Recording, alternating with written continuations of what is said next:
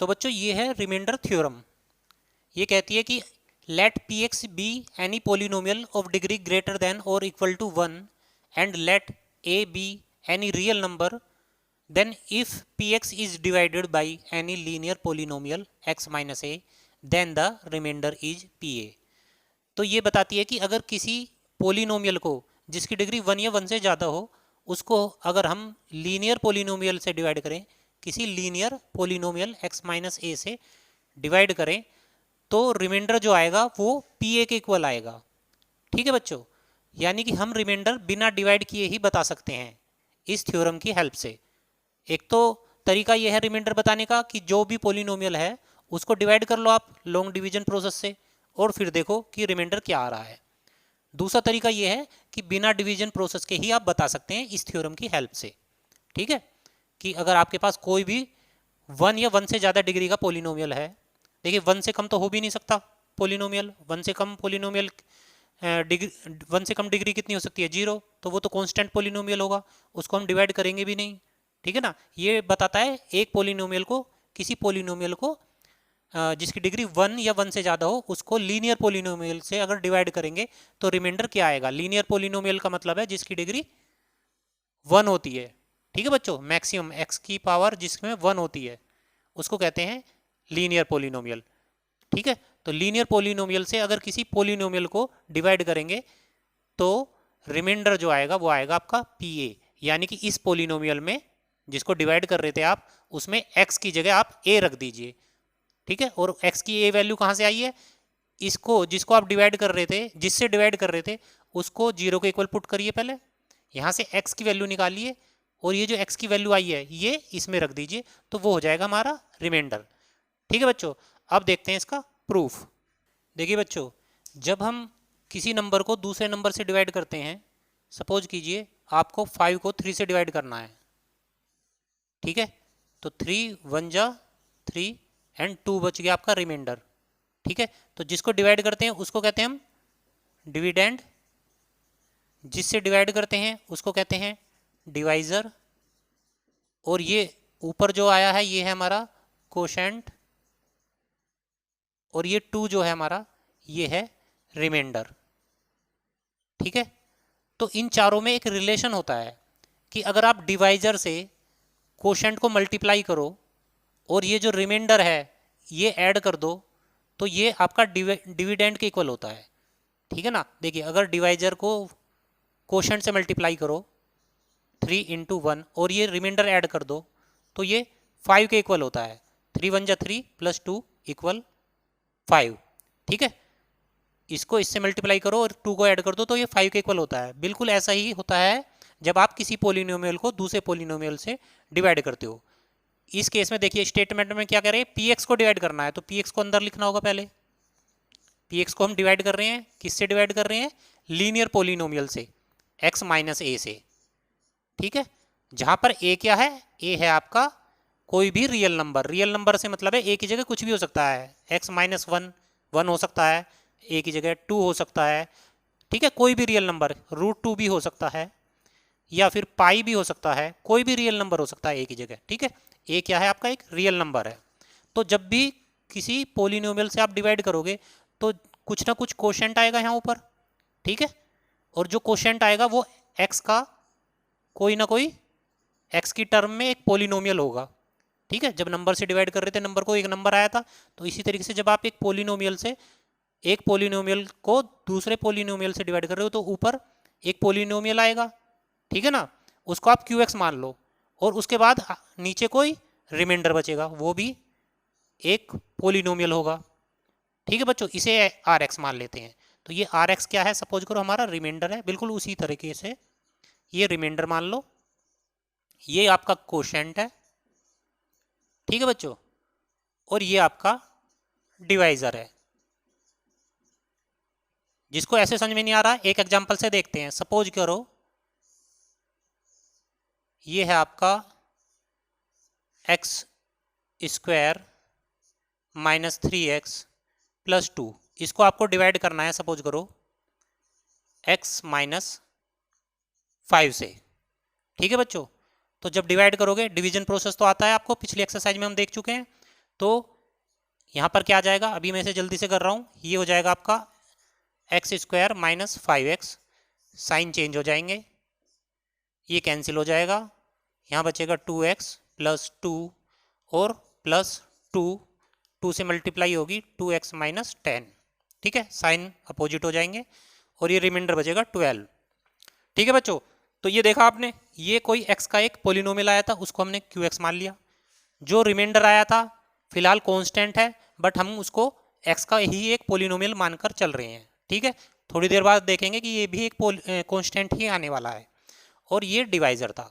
ठीक है, तो जैसा इनमें रिलेशन था कि divisor into quotient plus remainder dividend के इक्वल था, वही रिलेशन इनमें है। अगर आप x माइनस 5 को x प्लस 2 से मल्टीप्लाई करोगे और 12 को ऐड कर दोगे तो देखना यही आने वाला है। ठीक है, आप करो इसे, x माइनस 5 को मल्टीप्लाई करो x प्लस 2 से और प्लस कर दो 12, ये रिमाइंडर जो है। तो जब आप इसे सोल्व करोगे तो ये इसके इक्वल आएगा। ठीक है, इसे आप करके देखिए। तो जो रिलेशन नंबर्स के लिए होता है वही यहाँ होल्ड करता है, और वो ये होता है कि मैं जरा इरेज कर रहा हूँ इसे, देखिए ये डिविडेंड था हमारा px और ये x माइनस ए डिवाइजर था, और हमने सपोज किया था कि कुछ कोशेंट आएगा और नीचे कुछ रिमाइंडर आएगा। ठीक है, तो इसको क्या लिख सकते हैं, ये जो हमारा डिविडेंड है ये किसके इक्वल होगा, अभी देखा था रिलेशन क्या होगा इसमें, डिविडेंड इक्वल होगा डिवाइजर जो कि है x minus a into quotient, quotient है हमारा यहाँ पर qx सपोज किया हमने। ठीक है, और प्लस रिमाइंडर, रिमाइंडर को मानना है हमने rx। ठीक है बच्चों, अब देखिए ये जो रिमाइंडर बचा है, जैसे जब हम नंबर्स को डिवाइड करते हैं तो जो रिमाइंडर आता है वो हमेशा, ये जो रिमाइंडर आता है ये हमेशा डिवाइजर से कम होता है। ठीक है बच्चों, इसीलिए हमारा डिवीजन प्रोसेस एंड होता है। अदरवाइज अगर रिमाइंडर इससे कम नहीं होगा तो डिवीजन चलता रहेगा। डिवीजन प्रोसेस एंड ही तभी होता है जब रिमाइंडर जो है वो डिवाइजर से कम हो जाता है। ठीक है, इसी तरीके से ये जो रिमाइंडर है यहाँ, इसकी डिग्री इससे कम होगी। ठीक है, पोलिनोमियल के केस में डिग्री कम हो जाती है, तभी डिवीजन प्रोसेस एंड होता है। ठीक है, तो जैसे यहाँ नंबर कम होता है डिवाइजर से, तो इस यहाँ पर कहते हैं पोलिनोमियल के केस में कि इसकी जो डिग्री है रिमाइंडर की वो इससे कम है, तभी ये प्रोसेस एंड होगा। ठीक है, तो यहाँ ये जो rx की डिग्री है वो किससे कम होगी, डिवाइजर, डिवाइजर क्या है x माइनस ए, और इस x माइनस ए की डिग्री कितनी है, ये एक लीनियर पोलिनोमियल है, और डिग्री देख सकते हैं, डिग्री का मतलब होता है मैक्सिमम पावर।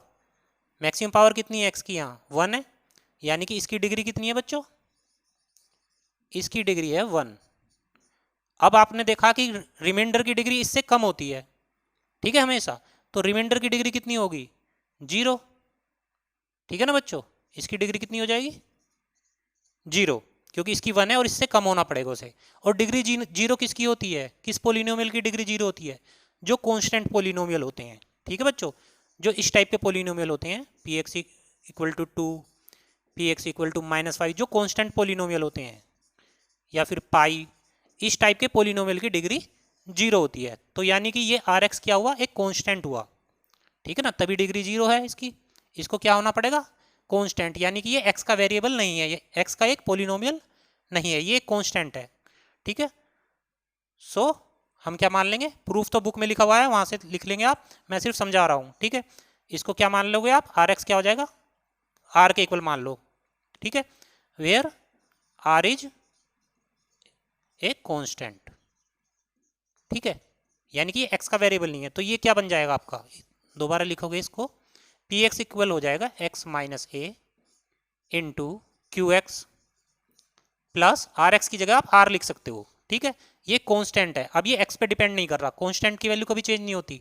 ठीक है, तो अब अगर x की जगह आप कुछ भी रख दो यहाँ, तो r की वैल्यू चेंज नहीं होगी, r ही रहेगा। ठीक है बच्चों, अब हमें इस r की वैल्यू निकालनी है कि r कितना आएगा, रिमाइंडर ही तो निकालना है हमें इसमें। ये कह रहा है कि रिमाइंडर pa आएगा, तो हमें ये प्रूव करना है।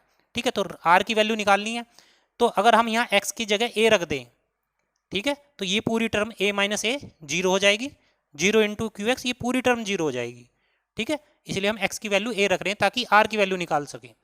तो यहाँ हम कह सकते हैं पुटिंग क्योंकि x की वैल्यू कुछ भी रख दो, r की वैल्यू पे कोई फर्क नहीं पड़ेगा, ठीक है, बट हम ऐसी वैल्यू रखेंगे जिससे ये 0 बन जाए और r की वैल्यू हम निकाल सके, ठीक है बच्चों, इसलिए x इक्वल टू ए रख रहे हैं हम यहाँ, putting x equal to A.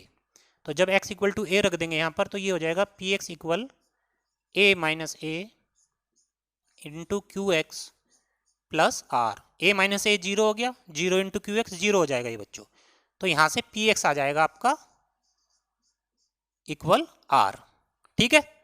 Sorry, यहाँ x इक्वल टू ए रखा था तो यहाँ भी a हो गया था बच्चों आपका पी ए। तो ये जो रिमाइंडर है किसके इक्वल आ गया, पी ए के। और पी ए का मतलब क्या है कि x में ये जो पी एक्स था इसमें x की जगह आप क्या रख दो, a, ठीक है बच्चों। ये है इसका रिमाइंडर थ्योरम का प्रूफ। और इसका यूज करते हैं हम कि अगर हमें किसी भी पोलिनोमियल को लीनियर पोलिनोमियल से अगर डिवाइड करना हो, ठीक है, ये तभी अप्लाई होगी जब लीनियर पोलिनोमियल होगा जिससे डिवाइड कर रहे हैं, यानी कि डिग्री जिसकी 1 होगी उससे अगर डिवाइड करना हो तो डिवीजन प्रोसेस के बजाय रिमाइंडर निकालने का ये मेथड है कि आप जिससे डिवाइड कर रहे हैं उसको 0 के इक्वल पुट कर दो। यहाँ x माइनस ए से डिवाइड कर रहे थे तो x माइनस ए को 0 के इक्वल पुट करो और यहाँ से x की वैल्यू निकाल लो, वो x की वैल्यू आएगी a, और इस a को आप x की जगह इसमें रख दो जिसको डिवाइड कर रहे हो px में, ठीक है, तो ये बन जाएगा pa, यही आपका रिमाइंडर होगा, ठीक है बच्चों। अब देखते हैं बच्चों हम फैक्टर थ्योरम, काफ़ी कुछ इससे रिलेटेड है वो। तो बच्चों ये है फैक्टर थ्योरम, नीचे लिखी हुई है, ऊपर लिखी हुई है रिमाइंडर थ्योरम, ठीक है। बिल्कुल वही स्टेटमेंट है कि अगर पी एक्स एक पोलिनोमियल हो जिसकी डिग्री 1 या 1 से ज़्यादा हो, ठीक है, बिल्कुल जैसे ऊपर लिखा हुआ है, यहाँ भी वही लिखा हुआ है, पी एक्स अगर कोई ऐसा पोलिनोमियल हो जिसकी डिग्री 1 या 1 से ज़्यादा हो और ए कोई रियल नंबर हो, देन दो पार्ट हैं इसके। पहले में ये कह रहा है कि अगर पी ए 0 हो, पी ए का मतलब है, देखिए यहाँ पी ए क्या आता था, रिमाइंडर, रिमाइंडर पी ए आता था, इसमें फर्स्ट पार्ट में कहा है कि अगर रिमाइंडर 0 हो, ठीक है, तो क्या होगा, x माइनस ए जिससे आप डिवाइड कर रहे थे, तो x माइनस क्या होगा, पी एक्स का एक फैक्टर होगा। अगर रिमाइंडर 0 हो तो जिससे डिवाइड कर रहे हो वो एक फैक्टर होगा, किसका, जिसको डिवाइड कर रहे हो, डिविडेंड का। तो वो तो होता ही है जब भी आप किसी नंबर को, ठीक है, सपोज करो 15 को आप 3 से डिवाइड करो, 15 को अगर आप 3 से डिवाइड करोगे और अगर रिमाइंडर 0 आ जाए तो जो 3 5 जा 15, अगर रिमाइंडर 0 आ रहा है तो इसका मतलब क्या है कि 3 इस 15 का एक फैक्टर है, तभी तो रिमाइंडर 0 आ रहा है, ठीक है ना बच्चों। जब रिमाइंडर 0 आता है तो इसका मतलब क्या होता है कि जो जिससे डिवाइड कर रहे हो वो जिसको डिवाइड कर रहे हो डिविडेंड का एक फैक्टर है, तभी रिमाइंडर 0 आया है। वही केस पोलिनोमियल में होता है, ठीक है। यहाँ हम डिवाइड कर रहे हैं पी एक्स को एक लीनियर पोलिनोमियल x माइनस ए से, और ये कह रहा है कि अगर रिमाइंडर 0 आ जाए, तो अगर रिमाइंडर 0 आ गया तो जैसे 3 15 का एक फैक्टर है, उसी तरीके से x माइनस ए किसका फैक्टर होगा, पी एक्स का। वही इसने कहा है कि अगर रिमाइंडर 0 आ गया पी ए, ठीक है, तो x माइनस ए किसका फैक्टर होगा, पी एक्स का। कोई नई बात नहीं कही है, ठीक है बच्चों। तो समझ में आ गई हमें फर्स्ट स्टेटमेंट इसका थ्योरम का। सेकंड पार्ट देखते हैं। सेकंड पार्ट में इसने अपोजिट कर दिया है इसको, ये कह रहा है कि अगर ये दिया जाए कि x माइनस ए फैक्टर है पी एक्स का तो रिमाइंडर 0 होगा, वही बात को इसने पलट कर कह दिया, ठीक है। तो ये कह रहा है कि अगर ये इसका एक फैक्टर है, तो फैक्टर तभी होता है अगर कोई नंबर या कोई पोलिनोमियल किसी दूसरे पोलिनोमियल का फैक्टर हो, तो इसका मतलब है उसे पूरी तरह डिवाइड करेगा, और डिवाइड करेगा तो इसका मतलब है रिमाइंडर 0 आएगा, ठीक है बच्चों। तो ये कह रहा है कि अगर x minus A P x का एक फैक्टर है तो ये जो है पी ए 0 होगा, पी ए का मतलब था रिमाइंडर, ठीक है, रिमाइंडर क्या होगा, 0 होगा, ठीक है। तो वो तो होता ही है, जैसे कि 20 का एक फैक्टर क्या है, 2 है, तो 2 से जब इसे डिवाइड करोगे 2 टाइम जा 20, तो रिमाइंडर तो 0 ही आएगा। इसी तरीके से जब इसने दिया है कि x माइनस ए एक फैक्टर है पी एक्स का, तो x माइनस ए से जब पी एक्स को डिवाइड करोगे तो रिमाइंडर तो 0 आएगा ही, ठीक है। तो ये तो हमें कॉमन सेंस से समझ में आ गया कि ये दोनों पार्ट बिल्कुल सही हैं। बट इसका प्रूफ कैसे लिखेंगे, अगर मतलब प्रूफ करना हो हमको तो कैसे करेंगे वो देखते हैं, ठीक है। ये तो समझने के लिए था ऐसा कॉमन सेंस, ठीक है बच्चों। अब देखते हैं इसका प्रूफ। तो फर्स्ट पार्ट का देखते हैं पहले, ठीक है। हम क्या कर रहे हैं, हम कर रहे हैं पी एक्स को डिवाइड एक लीनियर पोलिनोमियल x माइनस ए से, जहां पर a क्या है, रियल नंबर है। ठीक है बच्चों, तो क्या थोड़ी देर पहले देखा था हमने उसके प्रूफ में कि ये जो डिविडेंड है ये इक्वल होता है, डिविडेंड इक्वल होता है डिवाइजर इनटू कोशेंट। डिवाइजर है आपका x minus a into quotient आपने मान लिया, आप मान लो यहां पर कोशेंट आपका सपोज करो gx। ठीक है, gx कोशेंट से मल्टीप्लाई करो और प्लस रिमाइंडर, और रिमाइंडर हमको पता है रिमाइंडर कितना आता है, pa कांस्टेंट आता है हमेशा जब भी लीनियर पोलिनोमियल से किसी पोलिनोमियल को आप डिवाइड करोगे। तो यहां मान लीजिए आप ये रिमाइंडर है r। ठीक है बच्चों, रिमाइंडर आता है आपका, रिमाइंडर आता है pa मान लीजिए आप इसे। ठीक है, रिमाइंडर कितना आता है, pa। ये हमने इस थ्योरम में प्रूव कर दिया था कि रिमाइंडर हर बार pa आएगा। ठीक है, रिमाइंडर आएगा आपका pa। तो ये जो है इसकी इससे मल्टीप्लाई करें और ये रिमाइंडर ऐड कर दे तो ये इक्वल आ जाएगा डिविडेंड के, वही हमने यहाँ लिखा हुआ है। ठीक है बच्चों, अब देखिए इसने फर्स्ट पार्ट में क्या दिया था, फर्स्ट पार्ट में दिया था इफ pa इक्वल 0, अगर pa 0 हो तो हम यहाँ pa को 0 पुट कर देंगे। ठीक है, इफ pa इज 0 तो pa की जगह 0 रख दो, ये हो जाएगा आपका px equal x minus a into gx plus 0। ठीक है, 0 प्लस होगा इसमें तो कोई फर्क नहीं पड़ेगा, ऐसे ही बच जाएगा ये। अब देखिए ये क्या लिखा हुआ है, px लिखा हुआ है x minus a into g x, यानी कि px इक्वल है x माइनस ए और gx के मल्टीप्लाई के। ठीक है, तो इसका मतलब क्या है, ये दोनों इसके एक फैक्टर हैं x माइनस ए और gx। देखिए बच्चों, अगर 15 ये लिखा हुआ है, 15 को क्या लिख सकते हो आप, 3 इंटू 5 लिख सकते हैं।